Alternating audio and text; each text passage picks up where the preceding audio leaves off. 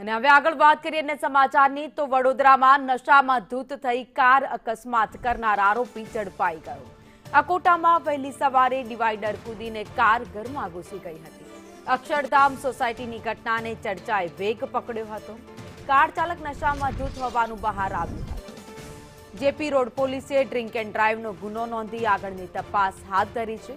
ત્યારે સચિન કશ્યપ, મોનાર્ક સોલંકી, શુભમસિંહની ધરપકડ કરવામાં આવી છે। ગત રોજ આ સીસીટીવી ફૂટેજ સામે આવ્યા હતા, જેમાં જોઈ શકાય છે કે એક કાર પૂરપાટ ઝડપે આવી રહી છે અને એક ઘરમાં ઘૂસી જાય છે। જોકે ઘરમાં પણ દિવાલ તૂટી ગઈ છે, નુકસાન થયું છે। જોકે સદનસીબે કોઈ ત્યાં હાજર ન હતું, જેના કારણે તેને ઈજા નથી થઈ। વધુ અપડેટ સાથે સંવાદદાતા ચિરાગ પટેલ ફોન લાઈન પર જોડાઈ ગયા છે। ચિરાગ, ગત રોજ જે સીસીટીવી સામે આવ્યા હતા અકસ્માતમાં, આજે આરોપીને ઝડપી લેવામાં આવ્યા।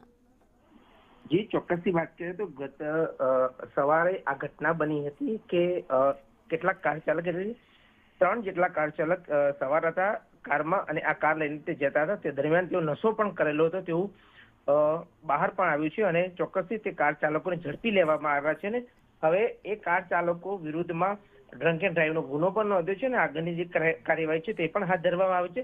ત્યારે મહત્વની વાત છે કે 24 કલાક ધમધમતો રોડ ઉપર આ પ્રકારની ઘટનાઓ જ્યારે વારંવાર સામે આવે છે ત્યારે અનેક સવાલો પણ ઉઠી રહ્યા છે। ત્યારે વાત કરીએ તો આ જે આરોપી હતા તે સચિન કશ્યપ, મોનાર્ક સોલંકી, શુભમસિંહ, આ ત્રણે આરોપીઓને હાલ જેપી રોડ પોલીસ સ્ટેશને પકડી પાડ્યા છે અને તેમની વિરુદ્ધમાં વધુ સઘન જે કાર્યવાહી છે તે હાથ ધરવામાં આવી છે। જી, આભાર માહિતી માટે।